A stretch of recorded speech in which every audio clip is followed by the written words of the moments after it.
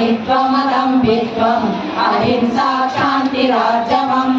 आचार्योपासनं शौचं स्थैर्यमात्मविनिग्रहः इन्द्रियार्थेषु वैराग्यम् अनहङ्कार एव च जन्म मृत्युजरा व्याधि दुःखदोषानुदर्शनम् असद्भिरनभिष्पन्दः पुत्रदारगृहादिषु नित्यं च समचित्तत्वम् इष्टानिष्टोपपत्तिषु मयि चानन्ययोगेन